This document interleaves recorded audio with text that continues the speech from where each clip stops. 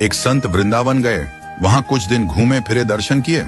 जब वापस लौटने का मन किया तो सोचा भगवान को भोग लगाकर कुछ प्रसाद लेता चलूं। संत ने रामदाने के कुछ लड्डू खरीदे और मंदिर में जाकर प्रसाद चढ़ाया और आश्रम में आकर सो गए, क्योंकि संत को सुबह ट्रेन से निकलना था। सुबह वृंदावन से चली ट्रेन को मुगल सराय स्टेशन तक आने में शाम हो गई। संत ने सोचा अभी पटना तक जाने में 3-4 घंटे और लगेंगे, भूख भी लग रही है। मुगल सराय में ट्रेन आधे घंटे रुकती है, चलो हाथ पैर धोकर संध्या वंदन करके कुछ पा लिया जाए। संत ने हाथ पैर धोए और लड्डू खाने के लिए डिब्बा खोला। उन्होंने देखा लड्डू में छींटे लगे हुए थे। उन्होंने छींटों को हटाकर 1-2 लड्डू खा लिए। बाकी बचे लड्डू का प्रसाद बांट दूंगा, ये सोचकर छोड़ दिए। पर कहते हैं ना, संत हृदय नवनीत समाना। बेचारे को लड्डू से अधिक उन छींटों की चिंता सताने लगी। सोचने लगे ये छींटे वृंदावन से इस मिठाई के डिब्बे में आए हैं। बेचारे इतनी दूर तक ट्रेन में मुगल सराय तक आ गए। कितने भाग्यशाली थे, इनका जन्म वृंदावन में हुआ था। अब इतनी दूर से पता नहीं कितने दिन या कितने जन्म लग जाएंगे इनको वापस पहुंचने में। पता नहीं ब्रज की धूल इनको फिर कभी मिल भी पाएगी या नहीं। मैंने कितना बड़ा पाप कर दिया, इनका वृंदावन छुड़वा दिया। नहीं, मुझे वापस जाना होगा।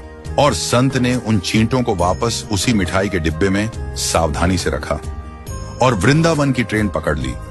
उसी मिठाई की दुकान के पास गए और डिब्बा धरती पर रखा और हाथ जोड़ ली।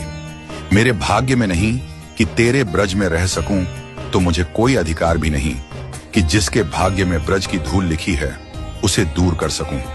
दुकानदार ने देखा तो आया और कहने लगा, महाराज चींटे लग गई तो कोई बात नहीं, आप दूसरी मिठाई तुलवा लो। संत ने कहा, भैया मिठाई में कोई कमी नहीं थी, इन हाथों से पाप होते होते रह गया, उसी का प्रायश्चित कर रहा हूं। दुकानदार ने जब सारी बात जानी तो उस संत के पैरों के पास बैठ गया और भावुक हो गया। इधर दुकानदार रो रहा था, उधर संत की आंखें गीली हो रही थीं। बात भाव की है, बात उस निर्मल मन की है, बात ब्रज की है, बात मेरे वृंदावन की है, बात मेरे नटवर नागर और उनकी राधा रानी की है, बात मेरे कृष्ण की राजधानी की है। बूझो तो बहुत कुछ है, नहीं तो बस पागलपन है, बस एक कहानी। घर से जब भी बाहर जाए तो घर में विराजमान अपने प्रभु से जरूर मिलकर जाएं, और जब लौट कर आए तो उनसे जरूर मिले, क्योंकि उनको भी आपके घर लौटने का इंतजार रहता है। घर में यह नियम बनाइए कि जब भी आप घर से बाहर निकले तो घर में मंदिर के पास 2 घड़ी खड़े रहकर कहें, प्रभु चलिए आपको साथ में रहना है। ऐसा बोलकर ही घर से निकले, क्योंकि आप भले ही लाखों की घड़ी हाथ में क्यों ना पहने हो, पर समय तो प्रभु के ही हाथ में है ना।